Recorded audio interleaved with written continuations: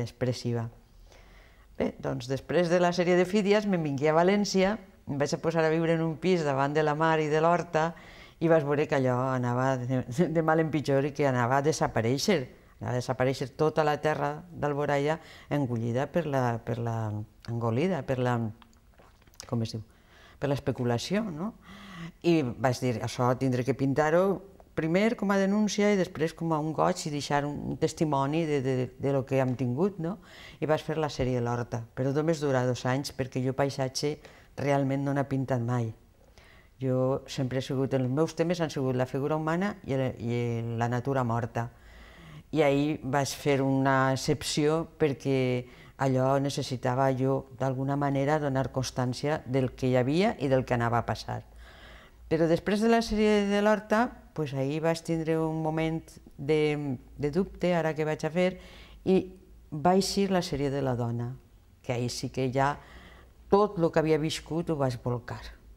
Eren tot personatges femenins, però no com ara que s'estila que totes les dones estiguen esquàlides i les pobretes fetes una raspa.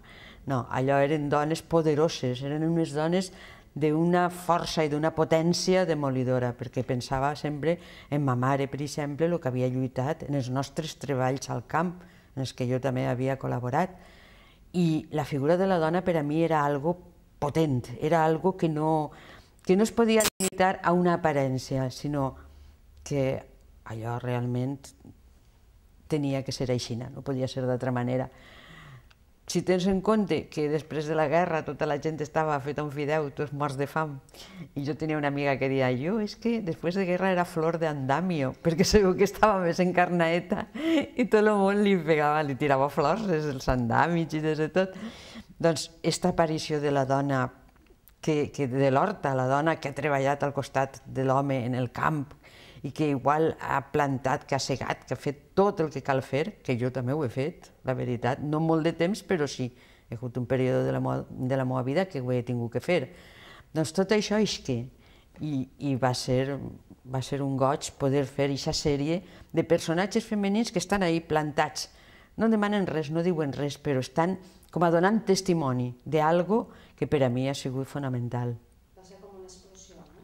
Sí, és una cosa tremenda. Sempre has tingut el tema de la figura de la dona Sí, però va arribar aquest moment, després de molts anys, i va eixir. I va eixir.